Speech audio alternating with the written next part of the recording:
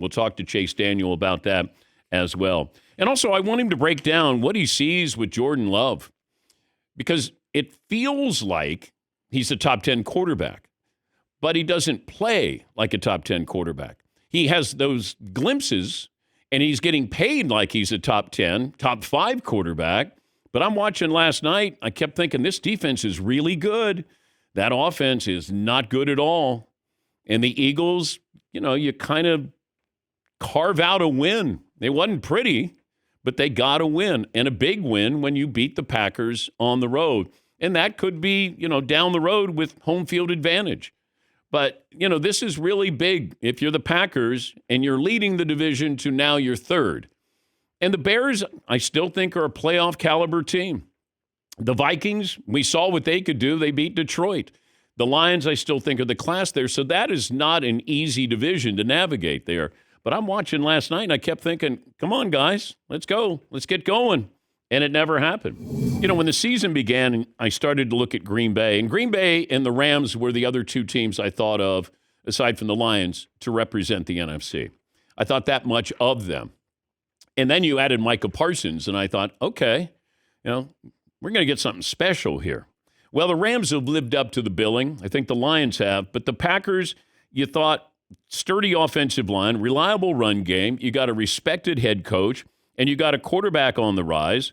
And now they're 5-3-1. And in those 3 losses, they've scored 13, 16, and 7 points. I need more out of a quarterback that I'm paying $220 million. And it's not like the Packers are broken. But if you don't start scoring some points, that championship window is going to close a whole lot quicker than you thought. Here's Jordan Love after the game. We're not getting any consistency right now. We're not getting into a rhythm. We'll have a good play here, and then it kind of we'll have a negative play, whether it's a lot of things, whether it's a turnover, penalty, drop, sack, it's a lot of things. So it's just finding ways to keep the positive plays going and avoid these negative plays that we're getting. But I think we're just kind of shooting ourselves in the foot right now and getting in the funk of, having some good plays and then not building off them properly and having a play that might hurt the drive and we can't overcome it. So Philly improves to 7-2. By the way, the uniforms, let's decide what kind of green we're going with. How about we pick a green and stay with it? It's not a good look. I'm talking about the Eagles. Packers uniforms look awesome, except for the throwback uniforms that should have been thrown away. Yeah. Hey, we got throwback uniforms. No, throw those away.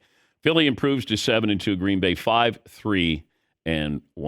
Yes, Marv. Nick Sirianni. Never seen. Never seen. Do you realize before he won the Super Bowl, during the year, people are talking about if he doesn't win the Super Bowl, he might not keep his job. He fired the OC and the DC. Yes. Let's fire everybody. Yes, to keep his job. Yes, Paulie. They should have fired Nick Sirianni last night after the game was over. What? Only for that 4th down and 6? 4th and 6 at the 35, you throw it into the end zone? I was like, okay, are they going to run the ball? Because it's 4th down, and Green Bay's going to get the ball. They'll stop the clock because, be 4th down and turn it over on downs. And all of a sudden I see Jalen Hurts, who didn't have a good night, and you're going to all of a sudden, this is double coverage and a precise pass that you're throwing it. Now, you might say, well, if he doesn't catch it and they intercept it, then they're down inside the 5. Okay. If you kick a field goal, I make Jordan Love go all the way to score a touchdown to win. In this case, he gets the ball, you get 25 yards, you got a chance to tie the game.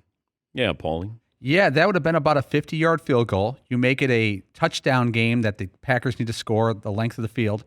Your kicker, Jake Elliott, he's 3 for 4 from 50-plus this year. Yeah, it's a much safer play. I didn't understand it. It was one of those where I go, oh, boy. As soon as Jalen Hurts went back to pass, and I'm going, no. Because I realized it was a pass downfield. It wasn't like I got Goddard over the middle for 7, and that's ball game. Yes, Todd. Is that an overconfidence in your offense or not enough confidence in your defense? If I'm a defender, I'm upset that we're not punting. We can handle this for 20, 25 seconds. But the offense hadn't been good all night long. So it doesn't make any sense to do that, to run that play. Yes. Yeah, Paulie. I love watching Peyton Manning in situations like this. As the ball snaps, he goes, "What we're doing here?" In one word, "What we're doing here." It's great. Yes, Dylan. It just screamed like I'm playing Madden. Like I refuse to punt. I'm not going to kick. This is a stupid play, but let's see how it goes. Troy Aikman was befuddled by Nick Sirianni on that 4th and 6. Imagine if Green Bay sends it into over. Imagine if the Eagles lose that game. And they could have easily, because Green Bay gets into field goal range. They tie it. Now you're at home and you're in overtime. I just didn't understand the call, because I thought maybe you try to draw them off sides. It's 4th and 6. You get a free play, and then maybe you could throw somebody open there. Get a free play. Or they jump off sides. Now it's 4th and 1. Now you can do the tush push and end the game with that. Against the Packers, who ratted you out and said that, they didn't want the tush push in the game. Yes, Paulie. Remember yesterday we played the game, how many tush pushes or push-I would there be? You guys all took the under. Guess how many? One. One by the Eagles. Yeah. And they were offsides, by the way. It's false start. Okay. 2 guys false started. Drove me crazy. Like a head start. It drove me crazy. I'm thinking, I can officiate that. I truly could have officiated that. And that's what I don't understand. Okay. You may not like the play aesthetically, but let's call it correctly. While it's still here, call it correctly. And they didn't. Just drives you crazy with this. So both guards false start, and they didn't call anything. Yeah, Dylan. Well, and the Packers did their own tush push too, and they were also offside. Yes, they were. So do you just make it reviewable? No, we just outlaw it. Just ban it. I'm down with that. If you don't like the way it looks, that's one thing. If you can't officiate it, then it shouldn't be in the game. If it's too hard to officiate, because they keep waiting for injury data. This is where they're rooting for injuries, it feels like. Like, anybody get hurt? No. Maybe next week. Anybody get hurt? No. All right, we'll keep it in. Yeah, Paulie. Eli was breaking down the tush push yesterday, and he said the false start by the 2 guards is almost on purpose. They're trying to wedge in front of the center to protect the center and get even more of a force with the center and the quarterback behind them. So they're trying to time out the snap and the guards jumping, and the refs aren't catching it. But we can. Completely. It's so clear. This would be an edict from the home office and be like, guys, get the call correct, okay? Because if you can't, then it looks even worse. That, okay, the Eagles are Super Bowl champs, defending champs.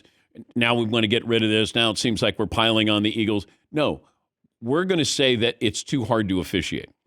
Now you can get rid of the tush push because there's no injury data. That's what they thought, oh my gosh, we got to get this out of the game. People are getting hurt. By the way, why don't colleges use the NFL model for kickoffs? Aren't they having violent collisions here? Shouldn't we be kind of adapting the same rules for safety, protection with 90% of those kids who will never play in the NFL? Yeah. Don't be a killjoy, Dan. I know, but I'm thinking, all right, I got to deal with this with the NFL and college kids. Go down there and bust up somebody. It'll look great on SportsCenter. Oh boy.